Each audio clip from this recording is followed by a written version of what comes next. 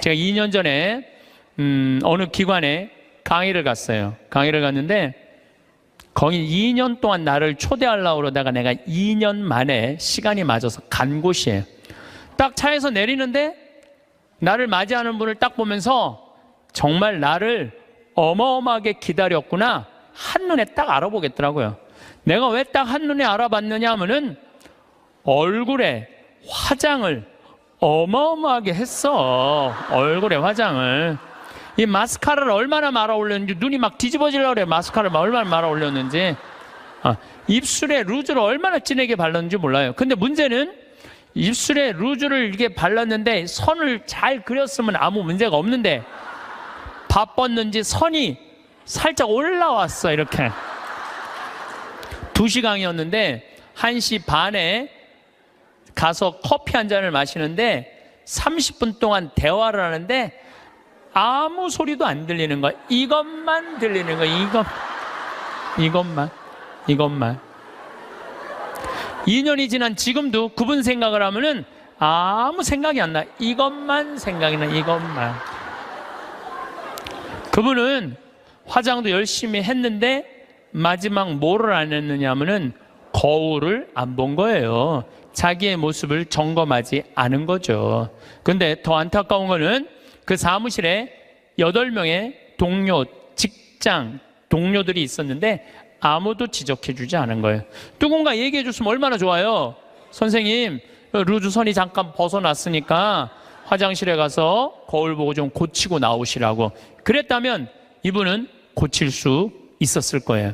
근데 8명 중에 아무도 얘기해 주지 않은 거예요. 우리는 내가 내 자신을 볼 수 없다면 누구라도 내 자신을 봐야 돼? 남이라도 내 자신을 봐야 돼. 남이 나를 고쳐줄 수 있어야 돼요. 여기에 아주 중요한 게 있어요. 우리는 듣는 마음이 있어야 돼요. 왜 그분한테 선생님 선에 루즈가 벗어났어요 라고 왜 얘기해 주지 않았을까요? 말해도 안 들었으니까. 평상시에 여러분들도 인생을 살면서 누가 이렇게 며칠 전에 사당 오동 성당에 강의를 갔는데 이제 강의 가기 전에 성당 앞에서 곱창 순대 이 전골을 먹는데 옆에 애기 아빠들 같아. 중학교 2학년 딸을 둔 애기 아빠들이 딸 얘기를 하는 거예요. 먹으면서 재밌더라고. 얘기를 들어보니까 한 애는 게임, 페이스북을 너무 하는 애고 한 애는 집을 하나도 안 나가는 애야. 친구를 아무도 안 만나는 애야. 그러면서 뭐 애를 그렇게 키우면 안 된다 뭐 어쩌고 저쩌고 막 하는데 소주를 거의 4병을 둘이서 먹더라고요. 근데 일어나면서 마지막 한 애기 아빠가 이런 말을 하더라고요. 너는 네 딸 네 방식대로 키워. 내 딸은 내가 알아서 키울 테니까. 그렇게 소주 2병을 먹어가면서 얘기했는데 안 듣는 거죠. 사람이요 안 들으면은요 고쳐줄 수가 없어요. 그리고 중요한 건 나를 고쳐줄 수 있는 친구가 있느냐 없느냐예요. 여러분들은 내가 만약에 루즈가 이렇게 잘못 벗어났을 때 야 이리 와 너 루즈 벗어났어 하고 이렇게 고쳐줄 수 있는 친구 있어요 없어요? 있어야 돼. 그걸 뭐라고 그러냐면 멘토라고 그래. 멘토. 내 삶을 이야기할 수 있는 사람, 내 삶의 문제를 이야기 나눌 수 있고 상의할 수 있는 사람, 멘토가 필요해요. 저는 3명의 멘토가 있어요. 물론 우리 동창 신부들은 뭐 멘토라고 그러긴 좀 그렇고 나이 많은 형들 셋이 내 멘토가 있어요. 첫 형은 역시 신부님이죠. 나보다 3살 많아요. 근데 3살 많은 형인데 굉장히 영성적이에요. 영성적. 이분은 정말로 기도를 게을리하지 않는 분이에요. 언제나 기도를 참 열심히 하세요. 이분하고 이렇게 대화를 하다 보면은 우리 교회 평생 장애자들하고 장애자 사목을 하신 분이고 신학교에서도 사회복지를 강의하신 분이에요. 이분 이번에 이제 안산 생명센터장으로 가셨는데 그러니까 이분이 하는 얘기가 뭐냐면은 한 사람이라도 살리는 게 사제가 할 일이라는 거예요. 그래서 이분하고 만나면은 그냥 저절로 영성적이 돼요. 대화를 하고 나면은 내가 피정한 기분이 들어. 근데 이 형님은 항상 나하고 이렇게 우리 집에 와서 잠도 자고 나도 그 형님 집에 가서 잠도 자고 그러는데 하루는 우리 집에 딱 오더니 딱 옷장을 열어보는 거예요. 옷장을 열어보더니 한마디 딱 하는 거예요. 황 신부, 옷이 양복이 너무 많으네. 예수님 이걸 원할까? 근데 한 대 맞은 기분이 드는 거예요. 왜냐하면 나는 뭐 봄, 여름, 가을, 겨울 1년 365일 강의를 하니까 양복이 봄에 뭐 몇 벌, 여름에 몇 벌, 겨울에 몇 벌 이렇게 한 10벌이 넘었어요. 그런데 많다고 나한테 혼을 내더라고요. 여러분들 인생에 있어서는요, 나를 혼내줄 사람이 필요해요. 나를 혼내줄 사람이 없으면은요, 나는 아나 무인이 되는 거예요. 그걸 보고 내가 양복을 다 나눠줬어요. 다. 아까도 말씀드렸잖아요. 작년에 잠비아 가면서 양복 3벌 입으면서. 그래서 내가 근데 이제 다 나눠줘갖고 한 3-4벌로 딱 줄였는데 할머니들이 방송에 내 양복 한 번도 안 바뀐다고 부산에서 져서 올리고 서울에서 져서 보내줘갖고 다시 12벌이 됐어, 양복이. 그래서 이거 안 되겠다. 양복이 많아지는 건 어쩔 수 없는데 양복을 아예 갈아입질 말자. 그래서 한 달에 한 번씩만 딱 입고 다니기로 이제 내가 나하고 한 거예요. 근데 내가 그 형님 집에 가서 잠을 자는데 자기 침대를 꼭 내줘요. 그리고 자기는 바닥에서 자요. 응접실 바닥에서. 그래서 형 침대에서 자. 그랬더니 아니야, 너는 전국에 강의하는 신부고 나는 이렇게 편안하게 있으니까 하루 여기서 바닥에서 자도 돼. 그래갖고 내가 이제 방에서 잠을 자는데 뭐 하여튼 우연찮게 뭐 벽의 문제 때문에 옷장을 열었는데 양복이 딱 2벌밖에 안 걸려 있더라고요. 나하고 너무너무 다른 거죠. 그래서 내가 그분이 나한테 그런 얘기를 할 때 그냥 기분 나쁜 게 아니라 저절로 반성이 돼. 나 자신을 돌아보게 되는 거죠. 어떤 자매가, 나를 아주 끔찍히도 아끼는 자매가, 신부님 평창 며칠 전에도 영하 15도까지 내려갔거든요. 보통 한 20도 내려가, 20도. 신부님 그 평창 추운데 잠바, 따뜻한 잠바 하나 신부님 위해서 샀다는 거예요. 밤에 이제 이렇게 받아갖고 그냥 쫄르쫄르 들어왔죠. 근데 전화가 왔어. 신부님, 거기 그거는 수선을 하려고 그러면 그 영수증이 있어야 되니까 옷에 이렇게 붙어 있는 거 띄지 마시고 그 보관하세요. 버리지 말고. 그래갖고 집에 들어와갖고 그걸 딱 보는데 가격표가 마침 있더라고. 안 그래도 궁금했는데 보니까 165만 원짜리야. 165만 원짜리. 어쩐지 딱 입는데 느낌이 다르더라고. 근데 저는 2가지를 생각했어요. 첫 번째는 내가 전국에 다니면서 그냥 평범한 우리 교우들한테 강의하는데 165만 원짜리 옷 입고 다니면서 행복을 과연 이야기할 수 있을까? 그 생각을 첫 번째 했어요. 2번째는 그 형 생각이 났어요. 항상 장애자들하고 사는 그 형, 양복 2벌, 맨날 까만 거, 이 색 저 색도 아니야, 까만 거 입고 다니는 그 형 생각이 났어요. 그 형이 이걸 보면은 나한테 뭐라고 그럴까? 못 입겠더라고요. 마음에는 너무 들었는데 못 입겠더라고. 그래서 다음날 돌려줬어요. 그리고 이렇게 말했어요. 나를 죽이려면은 이런 옷을 계속 갖다 줘라. 내 영혼을 죽이려면. 그러나 날 정말 사랑한다면은 이렇게 비싼 옷. 그리고 내가 그날 무슨 온천에 가갖고 보니까 밑에 막 세일하는 거 보니까 8만 원짜리 오리털 파카 많더라고. 8만 원짜리. 그래서 내가 얘기했어요. 내가 그 세일하는 데가 보니까 8만 원짜리도 많은데 왜 그렇게 비싼 걸 사서 줬느냐? 나한테 정말 선물하고 싶다면 8만 원짜리 해라. 그랬더니 어제 왔어. 택배로 8만 원짜리 3벌이. 어제 8만 원짜리 3벌이 택배로 왔더라고. 그런데 나를 제어해 줄 수 있는 멘토가 필요하다는 거예요. 또 내 멘토 한 분이 계셔요. 그분은 나보다 4살 많은 형인데 이 형은 철학적인 신부예요. 대화를 해보면 날밤 새요. 그런데도 시간 가는 줄을 몰라. 그럼 어쩜 저렇게 생각을 잘할까? 어떻게 저런 생각을 갖고 있을까? 어떻게 생각이 저렇게 깊을까? 이런 생각이 들어요. 그래서 그 형을 만나도 너무너무 좋아. 그리고 그 형도 나보다 나이가 많은 형인데 나를 혼내요. 나는 혼내줄 수 있는 사람이 있다는 게 너무너무 좋아요. 또 한 형은 나보다 7살 나이 많은 형인데 이 형은 생각이 없는 신부예요. 그런데 이 형님하고는 아침부터 저녁까지 같이 있어도 지겹지가 않아요. 계속 재밌어요. 그러니까 신학교 때부터 친했지만은 같이 서품을 받은 나이만 많은 거지, 신학교 때부터 지금까지 거의 30년의 세월 동안 같이 있으면서 한 번도 지겨웠던 적이 없어요. 같이 있으면 행복해. 지금도 잠깐 쉬는 시간에 벌써 전화 왔더라고. 다음 주 월요일 날 전심에 만나서 맛있는 거 먹자고. 제일 행복한 거예요, 만나면은. 그래서 언제나 시간을 함께 할 수 있고 즐거운 시간 함께 할 수 있는 내 멘토 신부 셋. 물론 우리 사랑하는 내 동창 신부들 많지만은 그런 멘토가 있다는 게 좋은 거죠. 여러분들도 오늘 가만히 생각해 보세요. 적어도 멘토 3명은 있어야 된다는 거예요.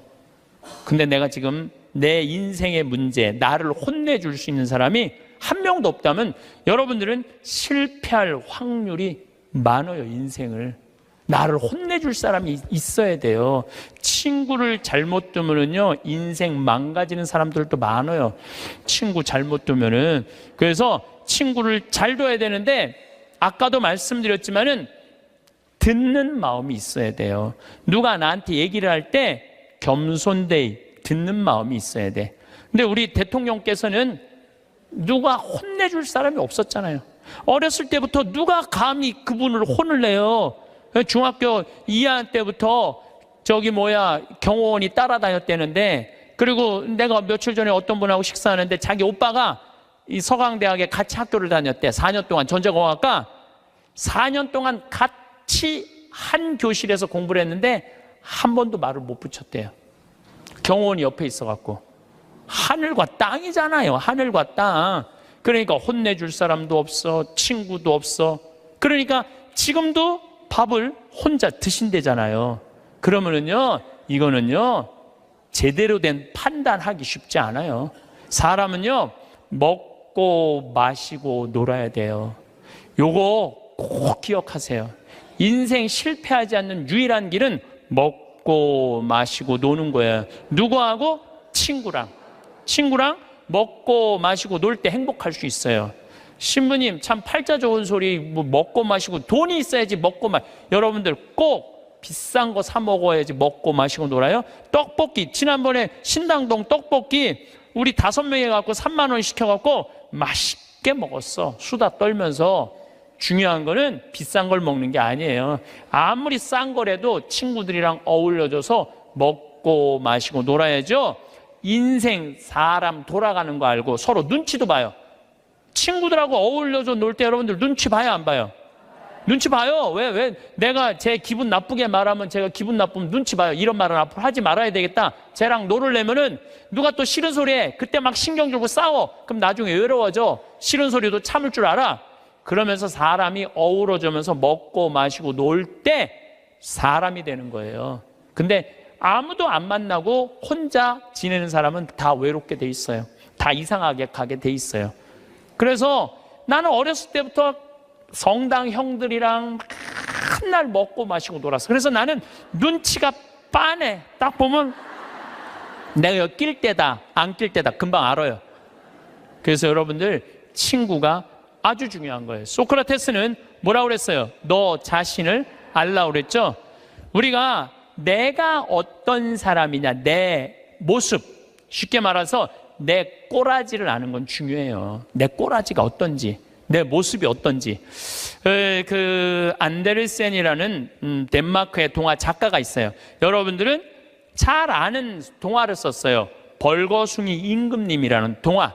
근데 이게 영어면 뉴클로스야, 새 옷이야. 임금님의 새 옷이라는 동화를 썼는데, 이 내용은 이래요. 임금님이 평상시에 옷 입고 자랑하기를 참 좋아하던 임금님이야. 예쁜 옷 입고 자랑하기를 좋아하던 임금님이야. 근데 사기꾼 둘이 임금님한테 가갖고 임금님한테 뭐라고 그랬냐면은, 우리가 기가 막힌 천을 짤 줄 안다. 근데 이 천은 어떤 신비한 천이냐 하면 바보 눈에는 안 보인다. 바보 눈에는. 그러냐? 임금이 지혜롭다고 생각을 했으니까 좀 돈도 주고 짜봐라. 그래서 이제 짜기 시작했어요. 임금님이 그 기가 막힌 천을 좀 보러 가야지. 근데 얘네들이 막 천을 막 짜는데, 둘이서 배틀해서 천을 짜는데 안 보이는 거야. 근데 뭐라 그랬어요? 누구 눈에는 안 보인다고? 바보 눈에는 안 보인다고 그러잖아요. 그러니까 둘이서 막 짜면서 임금님이 천 기가 막히죠. 막 그러니까 임금님이 뭐라 그래요? 기가 막히다고. 기가 막히다고. 근데 이게 의심이 가는 거야. 그래서 신하들을 불러서 뭐라 그래요? 한번 보라. 근데 신하들도 딱 보더니 눈에 보여 안 보여? 안 보여. 근데 누구 눈에는 안 보여? 바보 눈에는 안 보이잖아요. 바보 신하 되기 싫으니까 뭐라 그래? 임금님 너무너무 멋있다고. 그래갖고 이제 일주일이 지나갖고 다 짰다고 입으라고 다 보이지도 않는데 입는 흉내를 다 내갖고 입었어. 퍼레이드를 하시라고. 퍼레이드를 하는데 온 백성이 그 얘기를 다 알고 있잖아요. 임금님 너무너무 멋있다고. 근데 꼬마의 하나가 우리 임금님 빨개 벗었네? 그래, 빨개 벗었네? 드러난 거죠. 그런데 동화가 여기서 끝났다면 이 동화는 하나도 재미없어요. 근데 이 동화는 끝까지 읽어보면은 어떻게 끝나느냐 하면 임금님은 창피해갖고 왕궁으로 뛰어들어가야 되는데 끝까지 퍼레이드를 해요. 끝까지 퍼레이드를 하고 그 창피를 다 당하고 왕궁에 들어가요. 여러분도 임금이 왜 끝까지 퍼레이드를 했을까요? 중간에 들어가면은 벌거벗은 거 내가 인정하는 거 아니야. 그러니까 니네들 눈에는 안 보여도 내 눈에는 보인다. 그리고 끝까지 한 거예요. 끝까지. 그런데 여러분들 친구들이 너 그거 잘못됐어. 그러면 고쳐야 되는데 어떻게 해? 끝까지 고집피고 가는 사람들이 있죠. 너 그거 다단계 너 그거 하면 안 돼. 친구가 분명히 그랬어. 너 다단계 하면 안 돼. 근데 이 다단계 하는 사람이 뭐라 그래? 나 이거 성공할 거야. 너 몰라서 그렇지. 내가 이걸로 돈 벌을 거야. 끝까지 가. 언제까지? 완전히 말아먹을 때까지. 그게 자기 꼬라지를 모르는 거죠. 그래서 소크라테스가 뭐라 그러는 거예요? 너 자신을 알라고 얘기를 하는 거. 너 자신을 알라고. 공자님은 제자들이 이렇게 말합니다. 죽음 이후에 대해서 좀 알려주십시오. 그러니까 공자님이 뭐라 그래요? 나는 이 삶도 다 알지 못하는데 내가 어떻게 죽음 이후에 대해서 말하겠느냐. 굉장히 겸손한 얘기죠. 여러분들 이런 분들이 있어요. 나는 딱 보면 알아. 딱 보면 뭘 알아 알기는. 여러분들 딱 보면 알아요? 사람도 난 한눈에 딱 보면 알아. 여러분들 정말로 한눈에 딱 보면 알아요? 나는 그거 불가능하다고 생각해요. 어떻게 나 세상 돌아가는 거 딱 보면 알아. 나는. 이 사람은요 자기 꼬라지를 모르는 사람이에요. 자기 주제를 모르는 사람이에요. 그 공부 많이 하고 생각 깊은 공자님도 내가 삶도 다 이해 못하는데 어떻게 죽음을 알겠느냐, 죽음 이후에 대해서 이야기하겠느냐. 저나 여러분들이나 너무너무 우리가 모르는 게 많아요. 저는 가끔 나 이런 하느님이라면 안 믿어. 이런 하느님이라면 나 성당 안 나가. 이런 하느님이라면 나 종교 안 가질 거야. 그리고 아주 웃기지도 않는 걸로 하느님을 평가하는 사람들이 많아요. 하느님이 온 우주의 하느님인데, 정말로 삼라 만상을 주관하시는 하느님인데 지가 딱 보면 알아? 하느님에 대해서? 이게 이미 겸손에서 벗어난 거예요. 하느님에 대해서 어떻게 딱 보면 알아? 이렇게 한 가지로. 많은 분들이 저한테 이렇게 해요. 아, 신부님, 하느님이 계시다면 왜 이런 일이 벌어져요? 라고 물어보는 사람들 참 많아요. 여러분들도 그렇게 막 덤비고 따질 때 있잖아요. 하느님이 계시다면 왜 이런 일이 벌어지느냐고 나한테 물어보면 저는 뭐라고 대답할 것 같아요? 나도 그게 너무 궁금하다고. 나도 모르는 거 너무 많아. 나도 모르고 너도 모르는 거야. 그러니까 우리는 뭐 할 필요가 있어? 겸손해야 돼요. 자기 자신을 들여다보려면은, 교만하면은 자기 자신을 들여다볼 수가 없어요. 또 부처님은 뭐라고 그러냐면 자기 자신이 누군 줄 아는 사람은 부처고 자기 자신이 누군지 모르는 사람은 중생이라고 그랬어요.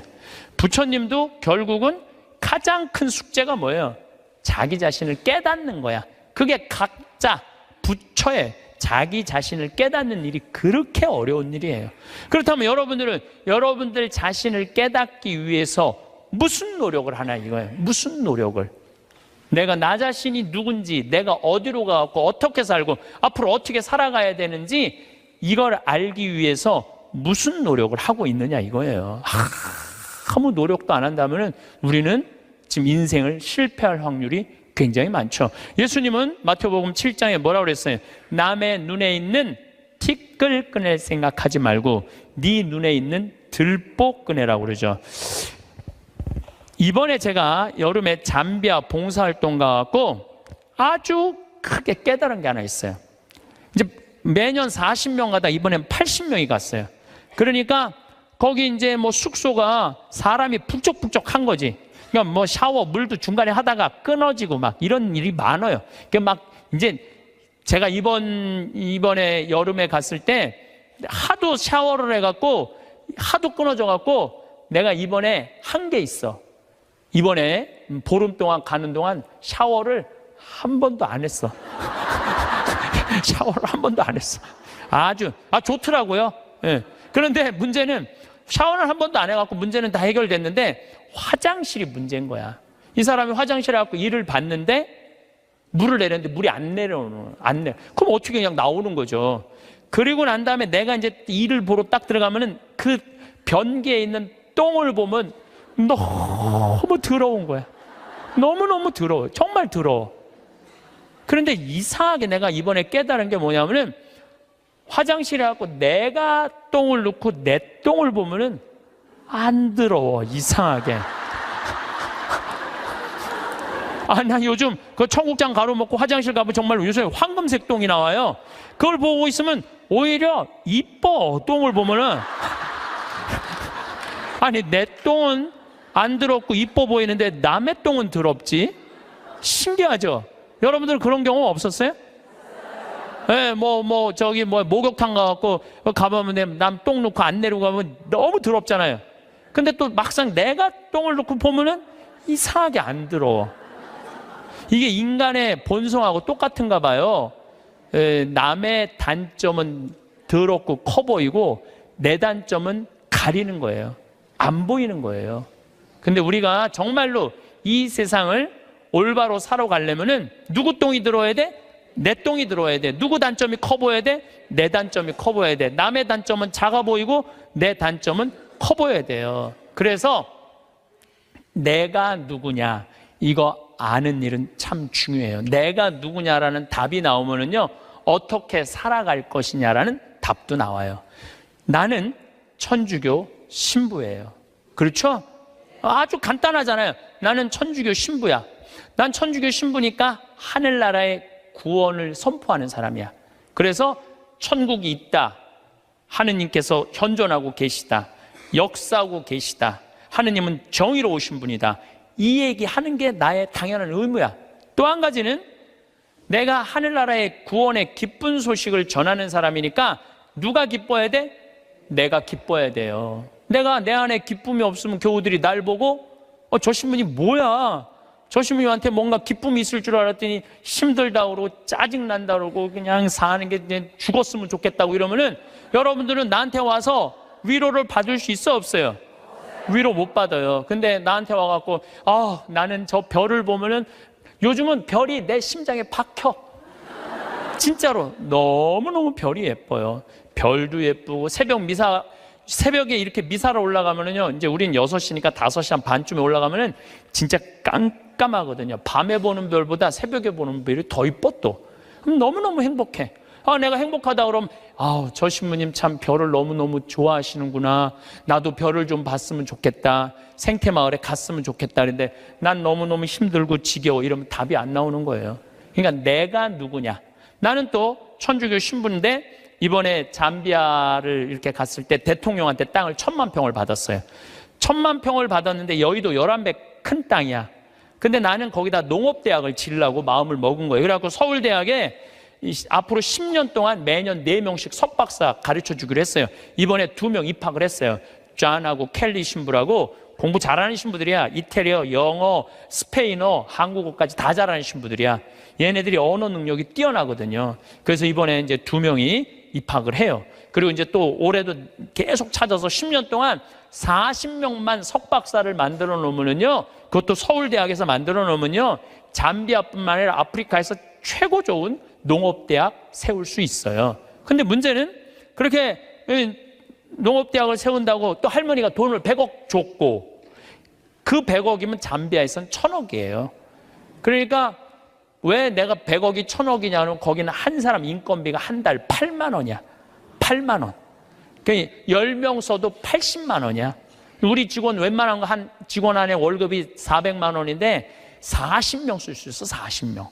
그러니까 100억이면 잠비아에 1000억이야. 그래서 난 농업대학 생각을 하고 있는데 은돌라 교구라고, 잠비아는 그 교구는 신자가 100만 명이에요. 100만 명. 잠비아는 신학생이 480명인데 신학교가 없어요. 기숙사가 없어. 신학교는 있는데. 그래갖고 뭐 제대로 교육이 안 돼 있어. 주교님이, 그 반달 주교님이 날 찾아오더니 귀양 이렇게 좋은 땅에다가 신부님 얘기 들어보니까 돈도 있대는데, 신학교 짓는데 10억이면 된다는데 신학교 줘달라는 거예요. 저는 한 대 맞았어요. 왜 맞았느냐면 거기다가 물론 내가 환경을 운동하는 신부라 농업대학을 짓겠다고 먼저 생각했지만은 사실은 그 반달 주교님이 이런 강론을 하셨어요. 그 라디오 방송국을 갖고 있더라고요.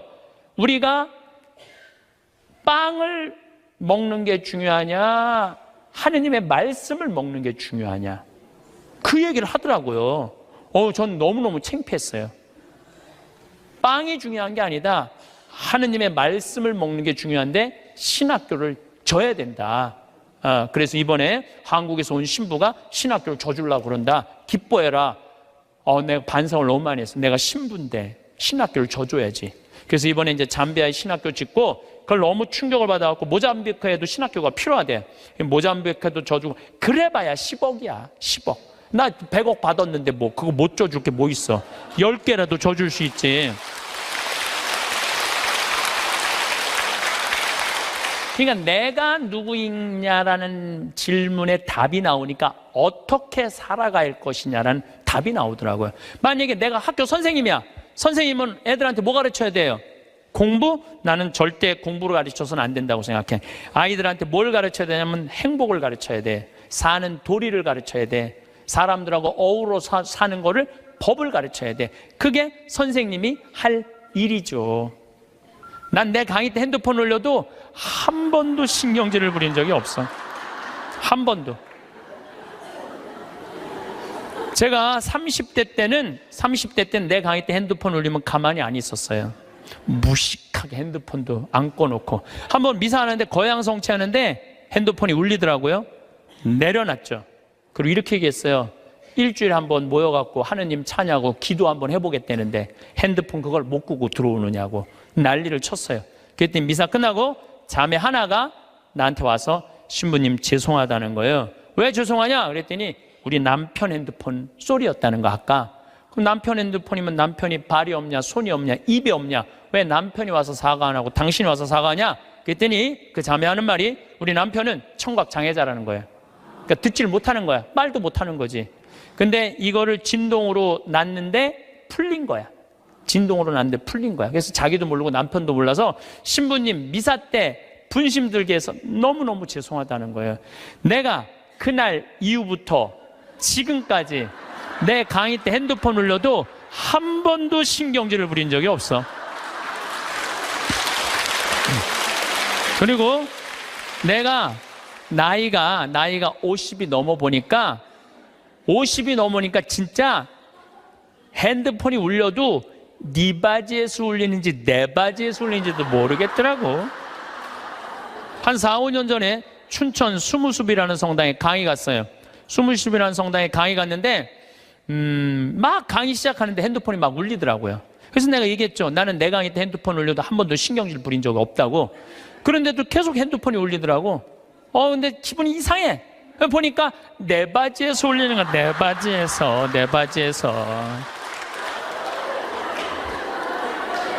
그래서 나이를 먹는다는 게 참 좋더라고요. 젊었을 때는 누가 잘못하잖아.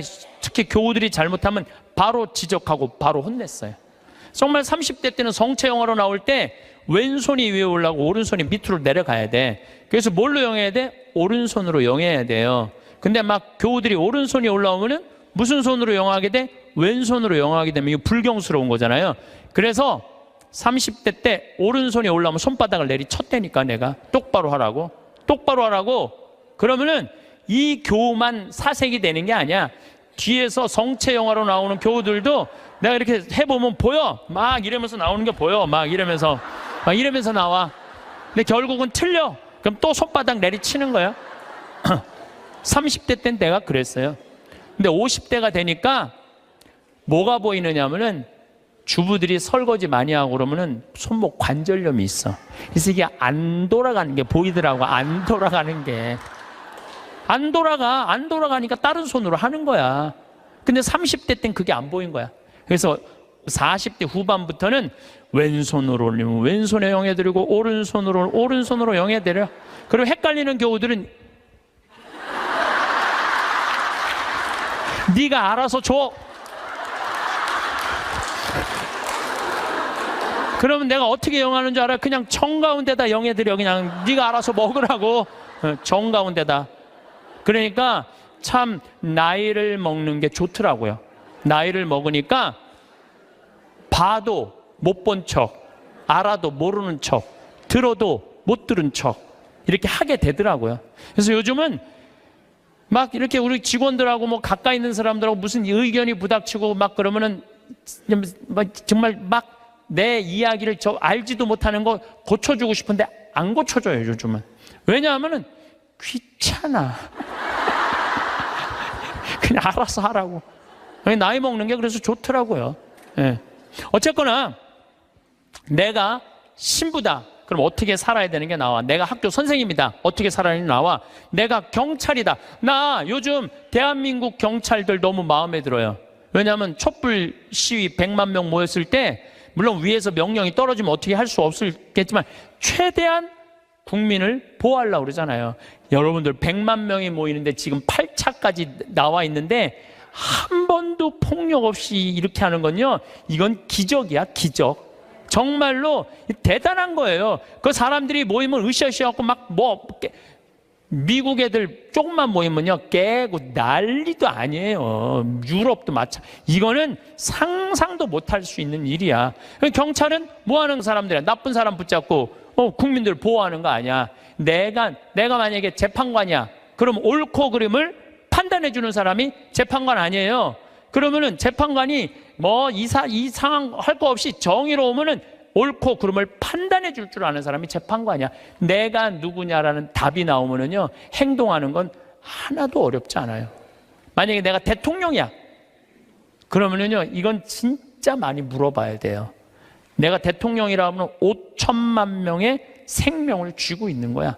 저는 요즘 이렇게 방송을 보면서 제일 안타까운 건 뭐냐 하면 지금 수출 안 돼. 국민들 뭐 1,500조 빚 있어. 깡통 전세 나와. 가게 막 무너져. 정말로 너무너무 힘들어요. 지금 온 똑똑한 사람들이 모여갖고 이 난관을 어떻게 극복해 나가야 되느냐, 이거 머리 맞대고 회의하기도 바쁜데 내가 안 받았다, 나는 안 그랬다, 난 보톡스 안 맞았다, 이걸로 온 나라가 한 달 아니고 2달 아니고 6달을 이거 앞으로도 이럴 거 생각하면요 막 억장이 무너져요. 억장이 참 답답해요. 만약에 내가 대통령인데 애들이 지금 어른까지 300명이 지금 빠져 죽어. 그러면 머리할 시간이 어디 있어요? 머리할 시간이 어디 있어요?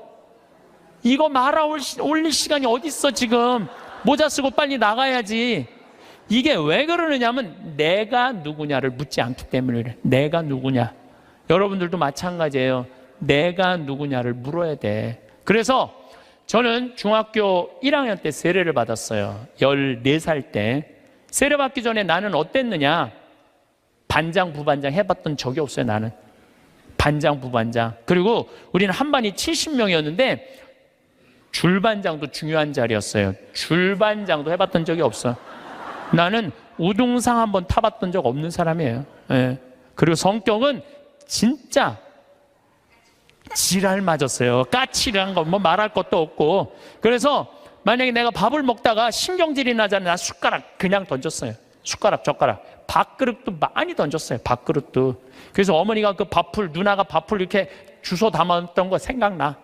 일단 던지고 숟가락 밥그릇 던지면 일단은 그거 다 하고 나면 나는 안 죽을 만큼 두들겨 맞았어요. 안 죽을 만큼. 어떨 땐 상도 들러 엎었어요. 상도. 어렸을 때 내 기억나. 신경질 나면은 하고 싶은 대로 다 했어. 초등학교 2학년 때 이건 진짜 아주 잊을 수 없는 일이야. 너무너무 신경질이 났어. 근데 밥 먹을 때가 아니었나 봐. 문을 딱 열었는데 뭐 던져야 되는데 아무것도 없는 거야. 던져야 되는데 근데 마루에 마침 뭐가 있었느냐면 요강이 있었어. 요강이. 우리 가족이 다 있었어요. 그때 내가 어떻게 했어요? 그 초등학교 2학년 애가 요강을 발로 찼어. 발로 차갖고 이제 시멘트 바닥에 딱 떨어져갖고 깨지면 난 죽는 거야. 어머니한테 맞아 죽는 거야. 근데 정말로 발로 찼는데 요강이 딱 시멘트 바닥에 떨어지면서 굴르기 시작하는 것도 딱 쓰는데 온 가족이 정말로 어이가 없으니까 다 웃더라고요. 하도 어이가 없으니까. 근데 그 얘기를 어머니가 지금도 해. 우리 가족이 지금도 해. 너 어렸을 때 요강 찬 거 생각나느냐고. 너라고는 이제 안 그래도 신부님 어렸을 때 요강 차는 거 생각나느냐고. 그렇게 까칠했어요. 그런데 내가 중학교 1학년 때 세례를 받으면서 어마어마한 거울을 만난 거예요. 예수 그리스도라는 거울을 만났어요. 예수 그리스도라는 거울을 딱 보는데 내가 한심하게 이럴 데 없더라고요. 남을 배려할 줄도 모르고, 아까도 말씀드렸지만 인내할 줄도 모르고, 남을 사랑할 줄도 모르고, 아무것도 할 줄 아는 게 없더라고요. 예수님은 사람을 사랑하겠다고, 나를 사랑하겠다고 그 고통스러운 십자가를 지셨는데 나는 내 손에 하나도 안 보려고 그러고 살았던 거예요. 안 질라고, 누구한테도 안 질라고. 그렇게 살았던 내 자신이 기가 막히더라고요. 그래서 저는 내 똥이 더러운 걸 알기 시작했어요. 내 똥이 더럽더라고요. 그래서 만약에 지금 초등학교 때 성격 지금도 갖고 있었다면 이렇게 이 자리에서 강의 못하죠. 내가 변했기 때문에 이 자리에서 강의할 수 있는 거지, 변하지 않았다면 누가 여러분들 그냥 강의만 잘한다고 교우들이 나를 찾고 평창까지 오겠어요? 와갖고 오면 내가 맨날 신경질 부리면 누가 오겠어요? 맨날 반짝반짝 웃으니까 오는 거지. 반짝반짝 웃으니까 오는 거지. 그래서 나에게는 예수 그리스도라는 거울이 나를 비추기 시작했어요. 정말 많이 나를 비춰주셔. 지금도 오늘도 예수님 생각 많이 했어요. 예수님 참 정말로 우리를 끔찍하게도 사랑하시는 분이구나. 우리가 상상하는 거 이상으로 우리를 사랑하고 계시고 온 삶으로 당신은 우리를 사랑하셨구나, 이런 생각이 참 많이 들어요. 그러니까 그 예수님을 보고 난 15살에 사제가 되기로 결심을 해요. 지우학한 거죠. 그 신학교 들어갔고 공부 정말 많이 했어요. 많은 분들이 저한테 신부님 어쩌면 모르는 게 없어요. 모르는 거 많아요. 그런데 내가 그래도 많이 아는 이유 중에 하나가 책을 1000권 이상 읽은 것 같아요. 신학교 때 지우학해갖고 공부한 거죠. 30에 신부가 됐어. 31입이라고 그래. 신부가 돼서 잘 살 것 같았는데 내 인생에 가장 많은 실수를 했을 때가 30대예요. 핸드폰 오면 신경질 부리고 성체면 손바닥 내리치고, 사람 만나도 정말 사람으로 못 만나고, 저 사람 나한테 부자들 특히 그때는 부자 좋아했어요. 30대 때는. 왜? 저 사람이 날 좀 도와줬으면 좋겠다. 근데 참 이제는 이제 그런 일은 절대 없어요. 30대 때 부자들이 나한테 와서 이런 얘기 참 많이 했어. 신부님 저거 땅 팔리면은 내가 정말로 신부님 밀어줄게요. 그래서 같이 밥도 먹고 어디 여행도 같이 가는데 왜 이렇게 땅이 안 팔려? 그래서 내가 깨달은 진리가 뭔지 알아요? 부자 땅은 안 팔린다. 그리고 이 교회는 부자가 움직이는 게 아니야. 가난한 교우들이 움직이는 거야. 그게 40대 돼서 교우들의, 가난한 교우들이 이 교회를 유지하는 걸 40대 돼서 알았어요. 30대 때는 몰랐어. 40불억이라 그래. 40. 유혹이 없는 나이야. 40이면은. 그래서 내가 40에 정말로 이제 욕심이 없어진 나이가 40이에요. 50이 지천명이야. 지천명이라는 건 뭐냐면 하느님의 뜻을 아는 나이야. 여러분들, 우리나라 경제가 살려면 운하를 해야 된다. 젊은 신부가 경제도 모르고 사회도 모르고 정치도 모르는 신부가 방송에 나와서 운하가 안 된다고 1시간 동안 떠들면 되겠느냐.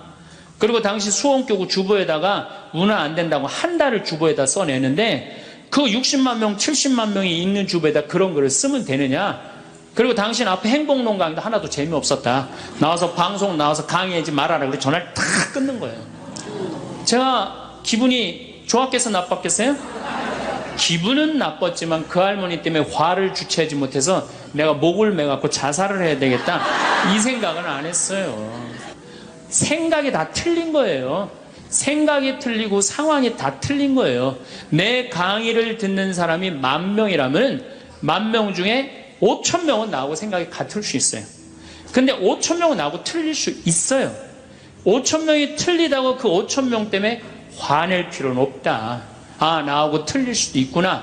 이렇게 생각하면은 마음이 편안하거든요. 근데 그런 것 때문에 뭐 화를 내고 열낼 일이 뭐가 있어요. 또 한 번은 내가 노인에 대한 강의를 했어요. 우리 이제 안 죽는다. 우리 이제 100살까지 산다. 110살까지 산다. 그러니까 자식들한테 재산 물려주지 말고 다 여러분 위해 쓰다가 죽어라. 그리고 통장에 얼마만 남기면 되냐? 500만 원만 남겨라. 500만 원만. 그렇게 마음껏 쓰다가 죽을 때는 돌아다니다 지치면은 그냥 죽을 땐 꼴까닥 죽어라. 네, 이렇게 강의를 했더니 아, 정말로 할머니들이 이번에는 전화를 무지하게 하는 거예요. 너무너무 내 노년을 확실히 알려줘서 고맙다고. 이번엔 순천에 있는 할아버지가 전화를 하셔서 신부님, 저는 70 먹은 노인인데 침례교회를 다닙니다.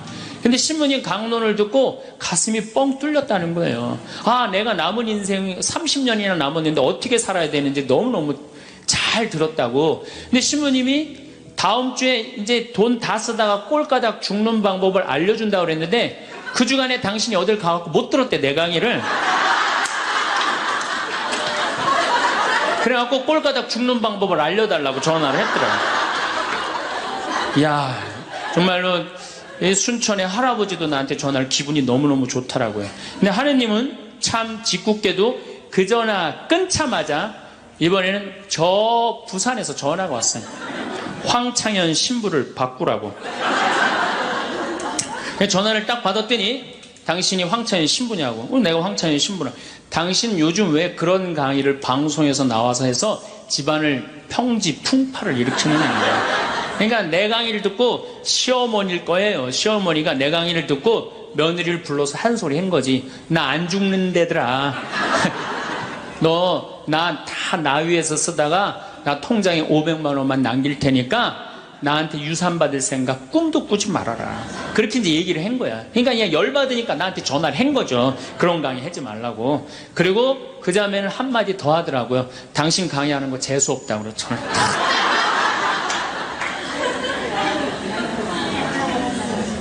내가 그 전화를 받고 기분이 좋았겠어요? 나빴겠어요? 기분은 나빴지만 내가 화가 나고 내 감정을 주체할 정도는 아니었어요. 왜? 상황이 틀리니까.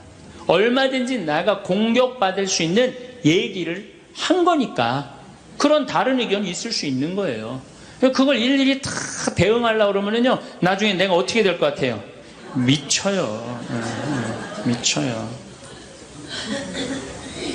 사람은요, 동그란 사람이 있고 네모난 사람이 있고 세모난 사람이 있고 별난 사람이 있어요. 그렇죠? 근데 꼭 사람 중에 삐죽한 사람이 있어. 삐죽한 사람. 말 한마디라도 꼭 아프게 하는 사람이 있어요. 그래갖고 내가 그냥 마음 먹고 파마를 싹 했단 말이야. 마음 먹고. 그래갖고 이 동그란 사람이 파마를 딱 했는데 삐죽한 놈이 딱 와서 한마디 합니다. 파마를 왜 그렇게 했어? 얼굴이 떡판 같아 보이잖아. 그럼 이 동그란 사람 피가 뚝뚝 떨어져요, 안 떨어져요? 뚝뚝 떨어지는데 동그란 사람 특징은 뭐냐? 남한테 싫은 소리 하면 안 되는 줄 알고 있는 거예요. 그러니까 동그란 사람이 그렇게 내 가슴에 피가 떨어지면 한마디 해줘야 될 거 아니에요. 내가 떡판이든 뭐든 네가 무슨 상관이냐 이렇게 얘기를 해야 되는데, 동그란 사람은 파마를 왜 그렇게 해서 얼굴이 떡판 같잖아. 그러면 동그란 사람이 뭐라고 그러냐면, 그러게 해다 보니 그렇게 됐네. 이 동그란 사람 여러분들 삐죽한 사람 만나야 돼, 만나지 말아야 돼? 만나면 안 돼요. 이 삐죽한 놈 누구 소개시켜줘야 되냐면 별난 놈 소개시켜줘요. 별난 놈. 찔러도 안 나오는 별난 놈. 오늘은 우리가 화나십니까? 라는 주제로 강의를 하도록 하겠습니다. 만약에 우리가 인생 살아가면서 이 화만 안 내도 우리 인생이 굉장히 평탄할 것 같아요. 근데 가끔 잘 참다가도 그냥 갑자기 한번 화가 나면은 막 모든 게 막 뒤죽박죽 되시지 않으세요? 저는 이 한국 사회를 보면은 화로 꽉 찬 것 같아. 며칠 전에 그 지하철 2호선에서 할머니 한 분이 손자 같은 그 딸을, 손녀 같은 아이를 머리채를 막 힘도 얼마나 좋으신지 그냥 막 하는 모습을 보면서 아, 정말 우리나라에 화가 꽉 차 있구나. 우리 인생을 살아가면서 분노를 억제하지 못하고 돌이킬 수 없는 잘못을 저지를 때가 참 많아요. 홧김에 어떨 때는 부모도 죽여요. 홧김에 남편도 죽이고 홧김에 아내도 죽이고. 그래서 이 화를 잘 다스린다는 게 굉장히 중요한 것 같아요. 그럼 여러분 언제 화가 나요? 화가 나는 건 언제 화가 나냐면 무시당할 때. 남편이 시댁 식구들 앞에서 아니면 성당 모임에서 아, 우리 마누라는 할 줄 아는 게 아무것도 없다.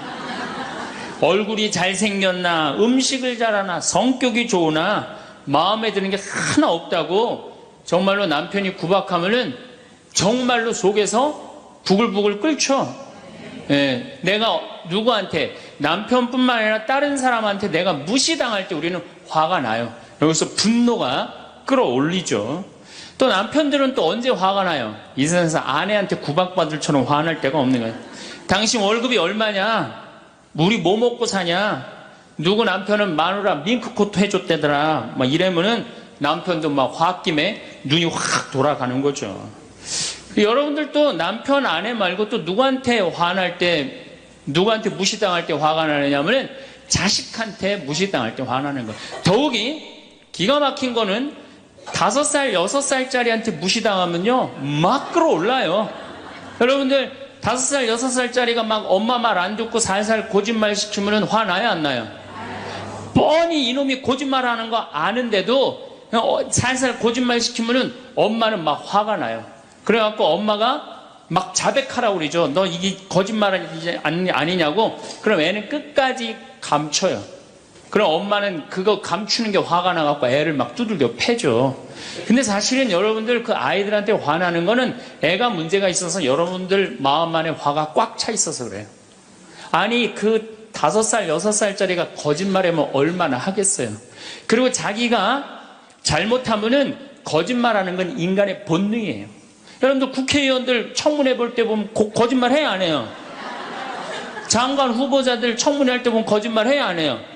아니 그렇게 대단한 자리에 올라간 사람도 거짓말하는데 5살, 6살짜리가 거짓말한다고 그게 화가 나갖고 두들겨 패고 그러면 안 되죠.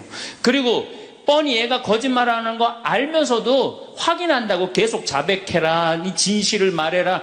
내가 보니까 거짓말하는 애가 나쁜 게 아니라 그렇게 몰아채는 엄마가 훨씬 나쁜 거예요. 그래갖고 마음 안에 뭐가 있느냐면은 너 한 번만 걸리기만 해봐라. 내가 가만히 두나 봐라. 그래갖고 한 번 걸리면은 한 번만 걸리기만 해봐라라고 95%의 엄마가 별론데요, 자식들한테. 그리고 걸리면은 두들겨 패는 엄마가 한 50%가 두들겨 팬대요. 어렸을 때 자식들한테. 이게 문제죠. 예. 또 누구 때문에 화가 나요, 여러분들? 죽지도 않는 시어머니 때문에 열받잖아요. 그냥 막 90, 100살이 됐는데도 그냥 안 죽고 그냥 건강하고 배고프다고 그러고 밥 내놓으라고 그러고. 또 우리 또 할머니들은 누구 때문에 화나요? 내 마음 몰라주는 며느리 때문에. 그러니까 사실은 화는 어디서 가장 많이 나느냐면 가정 안에서 가장 많이 나는 것 같아요. 다른 데보다는 가정 안에서 자식 때문에, 남편 때문에, 부모 때문에, 아니면 며느리 때문에 화가 나는 거죠. 화는 날 때 보면 작은 일로 시작해서 크게 터집니다. 되게 아무것도 아닌 일로 화를 내기 시작해서 나중에 크게 터져. 그 화나는 걸 보면은 다이너마이트 이렇게 이게 타들어가는 거 보시죠? 도화선 싹 타들어가다가 마지막에 터질 땐 어때요? 산도 무너뜨리고 막 굴도 막 만들어내고 그러잖아요. 그러니까 우리가 화가 날 때는 그 다이나마이트 도화선에서 살살살살 탈 때 그때 꺼야 돼. 그게 끝에 가갖고 이게 터질 때까지 나를 복구 기다리고 있으면 나중에 큰일 납니다. 여러분들 처음에 집에서 불이 났을 때, 조그만 불이 났을 때 빨리 끄면은 그 다음에는 번지지도 않죠. 근데 끄지 않고 그냥 막 계속 놔두면은 나중에 불이 커지면 그땐 끄고 싶어도 꺼요, 못 꺼요? 못 끄는 거예요. 그러니까 화라는 거는 잘 빨리 다스리는 훈련이 필요한 거예요. 내가 김치찌개 저녁에 요즘 배춧값이 너무 뛰었다고 그래서 딴 데 이 배춧값 신경 쓰느냐고 김치찌개를 좀 짜게 끓였어. 근데 남편이 딱 한 숟갈 먹어보니 이놈의 마누라 맨날 끓이는 김치찌개 하나 제대로 못 끓이느냐고. 그럼 부인이 여보 미안해 요즘 배추 한 포기에 15,000원이래. 그래서 내가 어떻게 올 겨울에 김장을 할까 그걸 고민하다가 간 보는 걸 깜빡했어. 그러니까 오늘은 다른 반찬하고 먹으면 다른 날은 내가 맛있게 해줄게. 이렇게 말하는 마누라는 한 명도 없어요. 당신이나 외식 시켜줘 봤어? 아니 김치찌개가 짠 날도 있고 맛있는 날도 있죠. 어떻게 맨날 당신 입에 딱딱 맞춰서 끓여주느냐고. 그럼 남편이 외식도 못 시켜주고 그래서 좀 미안해갖고 다른 반찬하고 먹으면 다행인데 남편 절대 안 지죠. 너는 맨날 집에서 텔레비전만 보고 해는 일이 뭐 있느냐고. 집안 청소를 제대로 하느냐, 반찬을 맛있게 하느냐. 그러면은 부인이 당신이 나 옷 하나 제대로 안 사주고 그래서 나 텔레비전에서 그거 내 아이 쇼핑 하는 거다. 그럼 또 남편이 넌 시집 올 때 해갖고 온 게 뭐가 있는데. 이러면은 점점 김치찌개로 시작해서 부부 능력 시집 올 때까지, 그리고 이제 나중에는 이렇게 사느니 너 죽고 나 죽자. 그래갖고 여러분들 뉴스 보도를 보면요, 자세히 보면요, 이런 뉴스가 굉장히 많이 나요. 아파트 15층에 느닷없이 14층에서 불이 나요. 그래갖고 소방관들이 와서 불을 끄고 주위 사람들 증언을 들어보면은 밤새 고함 소리가 오고 가고 난 뒤 불길이 치솟았다. 그러니까 이 홧김에 이렇게 사느니 너 죽고 나 죽자. 그래서 이불 방 한가운데다 갖다 놓고 석유 뿌리고 그리고 불 지르는 게 방화의 14%래요. 홧김에 지르는 불이 14%래요. 그 다음에 이 화라는 단어를 보면 불화자야. 여러분들 화가 나면 막 불이 나는 거야, 속에서. 이거를 다스리지 못하고 이거를 끄지 못하면은 우리가 점점 크게. 근데 화는 내면 낼수록 문제가 해결될까요? 문제가 꼬일까요? 화는 내면 낼수록 문제가 꼬여요. 제가 20년 전에 제가 알던 분 시동생이야. 이 양반이 굉장히 다혈질이었어요. 성탄절 전날 불법 유턴을 하다가 걸렸어요. 걸려갖고 정경이 딱 잡아갖고 불법 유턴했습니다. 벌점 15점에 벌금 7만 원입니다. 나는 안 했다. 내가 분명히 봤습니다. 이놈의 새끼 안 했다는데 왜 자꾸 그러느냐? 너 경찰서장이 누구냐? 누굽니다. 그래 마침 친구였나 봐요. 내 친구인데 너 가만히 안 놔두겠다고 귀싸대기를 때렸어요. 정경 귀싸대기를. 했더니 정경이 가만히 있어요. 공무집행방해로 철창에 집어넣어버렸어요. 그래서 거기서 길길이 뛰다가 그 자리에서 뇌출혈로 죽었어요. 불법 유턴한 거 하나 때문에. 근데 우리는 그런 일들 참 많아. 옛날에도 공중전화 오래 한다고 그런 사건도 있었죠. 그냥 아무것도 아닌데 그냥 조금만 한 번만 내가 이 고개를 숙이면 되는데. 저도 강의 다니느냐고 멀리 강의 갈 때 시간은 다가오고 차는 막히고 그러면 제가 불법 유턴도 많이 하고 빨간불일 때 건너도 많이 가요. 정말로. 왜냐하면 나를 기다리는 분이 보통 500명, 1000명인 경우가 많잖아요. 서울 올 때가 제일 그럴 때가 많아요. 딱 걸리면은 저는 딱 문 내리고 로만 칼라 딱 보여주면서 제가 뭐라고 그러냐면 정말 미안하다. 내가 불법 유턴한 거, 내가 신호 어긴 거 인정한다.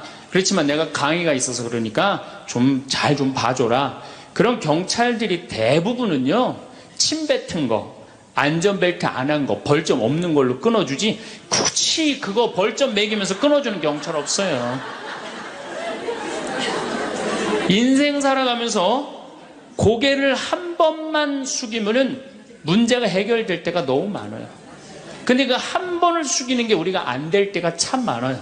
가끔 잘 하다가도 어느 날 안 숙여지는 날이 있죠. 그거를 숙이는 것을 훈련이 된 사람이 성숙한 사람이에요. 그 사람이 정말로 어디다 내놔도 그 사람 문제 없이 살 사람이에요. 화날 때마다 그냥 막 집어 던지고 막 그러는 사람 주위에 친구 하나도 없어지죠. 또 우리가 언제 화가 나요? 식구 가운데 자기만 손해보고 희생한다고 생각할 때 화나요? 안 나요? 오빠는 대학 보내고 나는 고등학교밖에 안 보냈어. 그럼 부모님한테 막 화가 나요? 안 나요? 나죠?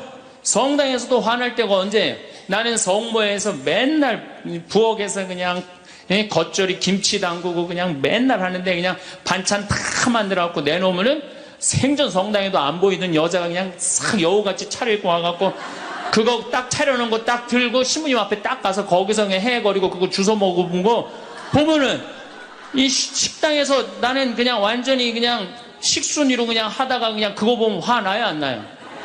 나죠? 내가 손해본다고 생각할 때 화가 나는 거예요. 성당 공동체에서 제일 미치는 건 뭐냐 하면은 누군가 자기를 비난하고 다니고 있어. 근데 그 사람이 누군지를 모르겠어. 나를 두고 분명 욕을 하는데 그럴 때 화가 나요? 안 나요? 날 때 많죠. 열받는 분 계신가 보다. 내가 시집 가서 내 시동생 어버 키우고 대학 보내고 장가 보내고 시누이도 그렇게 시집 다 내보냈어. 그래갖고 정말로 똥구멍이 찢어지게 가난한 집에 이 집에 와갖고 정말 다 이렇게 하고 다 먹고 살 만큼 해놨어. 그런데 환갑이 됐어. 그래갖고 야 내가 시집 와갖고 그렇게 잘해줬는데 내 환갑 때 다이아 반지를 해갖고 올 것이냐 유럽 여행 티켓을 갖고 오실 것이냐 기다리고 있는데 시동생 시누이들이 딱 환갑 때 왔는데 10만원 봉투에 딱 넣어갖고 왔어. 그거 보면 열받아요? 열 안 받아요? 열 무지하게 받죠. 네. 그래갖고 내가 너희들하고 인간관계를 갖나 봐라. 그리고 인간관계 끊고 사는 사람들도 많아요. 해준 게 돌아오지 않을 때. 그렇죠? 내가 잘해줬는데 돌아오지 않을 때. 근데 우리는 살아가면서 여러분들 이제까지 은혜 받은 만큼 다른 사람한테 은혜 갚으셨어요? 저는 신부 되기까지 많은 신부님들, 많은 수녀님들, 많은 교우들이 저를 도와줬어요. 근데 신부 돼갖고 일일이 그분들한테 쫓아다니면서 다 감사했는가? 생각해보니까 다 하지 못했더라고요. 나도 다 감사하지 못했는데 내가 그 감사를 받지 못한다고 화낼 필요는 없지 않는가 그런 생각이 들어요. 제가 신학교 다닐 때 우리 학장 신부님이 돌아가신 배문환 신부님이 영성훈화 할 때 아주 이해하지 못하는 훈화를 꼭 하셨어요. 여러분들은 본당 신부가 돼갖고 교우의 40%만 지지를 받아도 여러분들은 성공하는 신부입니다.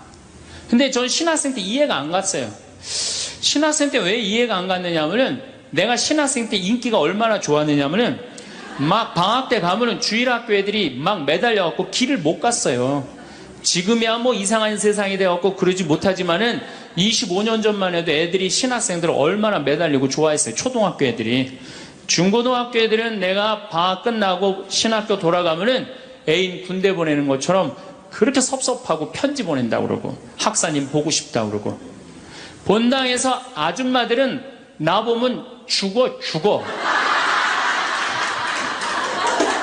좋아서.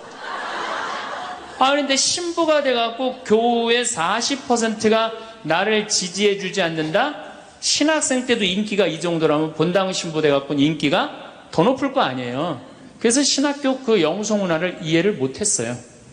근데 막상 제가 신부가 되고 보니 교우의 40% 지지받는 거는요 하늘의 별 따기보다도 어렵더라고요. 왜냐하면은 우리나라 지금 통계적으로 미사 참여율이 25% 나와요.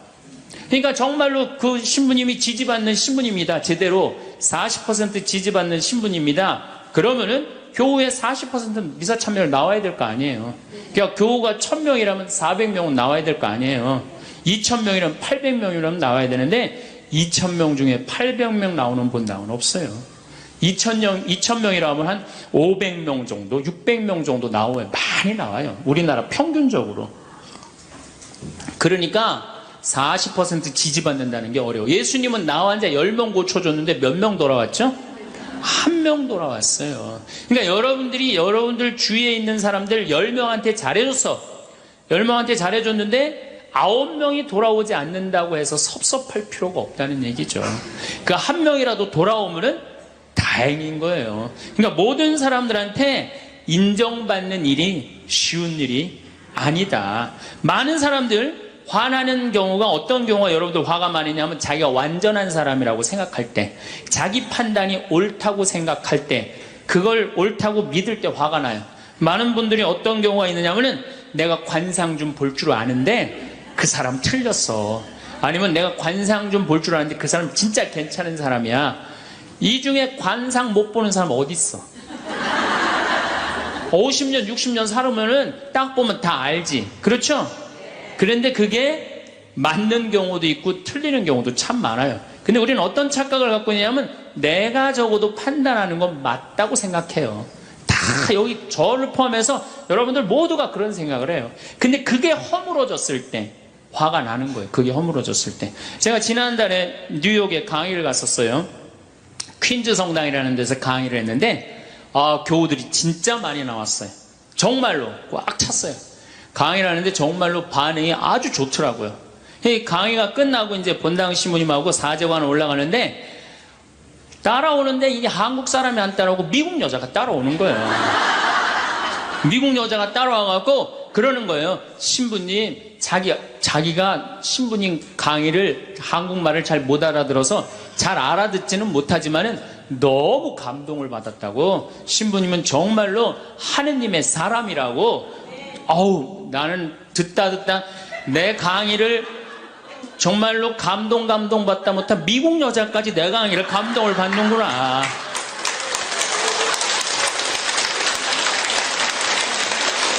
그래갖고 기분이 너무 좋아갖고 이제 그 여자하고 얘기를 하고 있는데 본당 신부님이 자꾸 나를 끄는 거예요. 사정안에 빨리 가자고.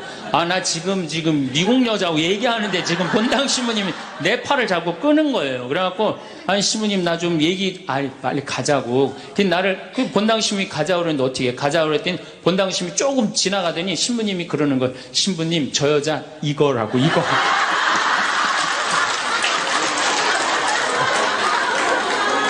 한국에서 강의만 오면은 강의 오는 신부님한테 쫓아다니면서 저런다고.